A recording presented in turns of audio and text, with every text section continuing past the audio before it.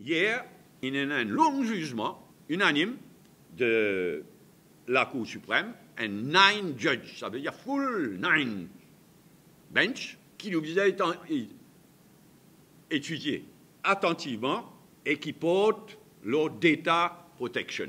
Tout ça problème qui n'a jusqu'à Privy Council, in Reveni, tout ça problème de protection of privacy, data protection. Et ça jugement-là, aller bien loin. Nous demandons le gouvernement de Maurice prend compte, et tout le monde, ban force vive, ban homme de loi, ban parti politique, tout le monde nous prend compte. Il y a un landmark judgment rendu hier. Le jugement là vient dire il y a un danger. There are dangers to personal data. Dangers to personal data originate not only from the government, but also from private players. Ça veut dire qu'ils protègent la population sur privacy, sur data protection, ils protègent non seulement du gouvernement, de bonnes autorités, de bonnes institutions du gouvernement, mais aussi de bonnes hackers. Nous avons toujours dit ça. C'est que la Cour suprême de l'Inde a ordonné qu'ils viennent de l'avant avec un carefully structured data protection regime. Il veut dire ce qu'il y a dans la loi jusqu'à présent n'est pas suffisant pour protéger le citoyen et il suggère full data protection bill. Taxi marron, bon, il paraît que le gouvernement paye battre en retraite, étant donné le tollé qui ça l'histoire de 500 roupies d'amende en place, ah ben pas ça. Et franchement, ben l'esprit bourri dans sa gouvernement, la France.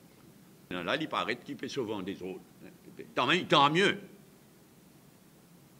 Parce qu'aujourd'hui, c'est la première occasion pour qu'il lui-même dire qu'il n'a pas d'accord du tout avec ça l'idée, dans le cas de ban taxi marron, van marron, de faire ban passager payer une amende, 500 roupies, en place. Nous pas d'accord du tout. Parce qu'il est injuste. Si il n'a pas prendre sanction, mais prendre sanction contre propriétaire, sauf faire véhicule là. D'ailleurs, il y a déjà dans la loi. Et nous connaissons ces affaires payées en place. Là, nous connaissons qui qualité l'encouragement, ça peut être pour la corruption, encore une fois. Il paraît que le projet d'un nouveau port de pêche à Bain des Dames peut aller de l'avant. Franchement, pour qu'il y ait une firme privée de l'Inde intéressée pour investir dans un nouveau port, dans un quai, etc., il attire l'attention. Nous, en droit, connaissons est-ce qu'il y a un projet complètement du privé ou bien est-ce que le gouvernement de la Chine involve? Surtout que c'est une compagnie chinoise, LHF Marine Development, qui est le nom mentionné. Difficile de gagner renseignement l'autre, très difficile. Mais ce qui est particulièrement intéressant, c'est que le financement pour faire par le China Development Bank, qui est la banque d'État. On appelle les ports de pêche ou pas de port de pêche, mais un nouveau port à l'entrée du port de Port-Louis, juste devant le port de Port. Mais il soulève beaucoup de questions. Est-ce qu'il gagne clearance pour aller de l'avant avec ça projet-là? Nous, en droit connaît. Est-ce qu'il gagne clearance côté sécurité? Donne tous les détails. Je dois rappeler que le 11 juillet, Reza, qui soulève un point au Parlement qui va noter approche du MSM qui peut être plein quand il y en a pour faire un contrat de vente pour un HTC, etc. Et cet imbécile de Soudan-là, qui vient dire non, le gouvernement, un HTC, il n'a rien à faire, c'est la Chambre des notaires qui choisit. Et il y a une claque avec la Chambre des notaires. Mais la Chambre des notaires, il écrit une lettre officiellement pour venir dire qu'ils n'ont rien à voir avec le choix de ban notaire dans un cas pareil. Nous, vous pouvez soulever ça à la rentrée parlementaire. Une mislead the House qui a une affaire bien grave. Un bon tastan, comment on appelle ça l'histoire là dans tyrolienne. Un bon tastan tyrolienne, c'est la zigzag complet pour pas suivre la presse.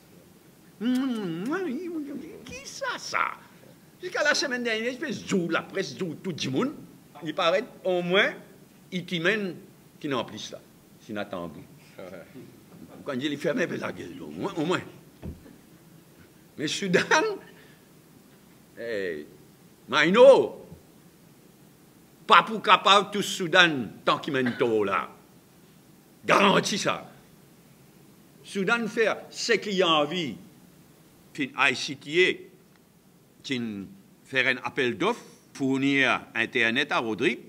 Il y a 4 firmes, y compris parmi MT, Mauritius Telecom, 4 firmes qui tendent. Puis il y a un tender committee, tender assessment committee, etc.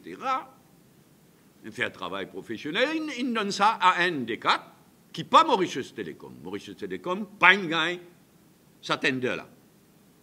Les résultats, annule tout. Annule tout, réfère avec un nouveau terme of reference, etc. Mais sa manière-là, non seulement c'est une magouille, il est clair que c'est une magouille au profit Mauritius Telecom, ICTA, qui exécute les ordres du gouvernement. Nous connaissons qui fanait ICTA, une fanée, c'est un État. Mais là, c'est encore une fois pour favoriser Mauritius Telecom. Nous connaissons qui c'est là. Mais il y a une question plus fondamentale aussi. Nous pouvons faire un dito terrible, nous crédibilité. Finalement, une firme sérieuse étranger pour arrêter tender. Il coûte casse ça. Prends pas d'un tender, prends un expert, un homme de loi, tout ça là. Après qu'on gagne, cancel. Réfère. Sans les règles du jeu.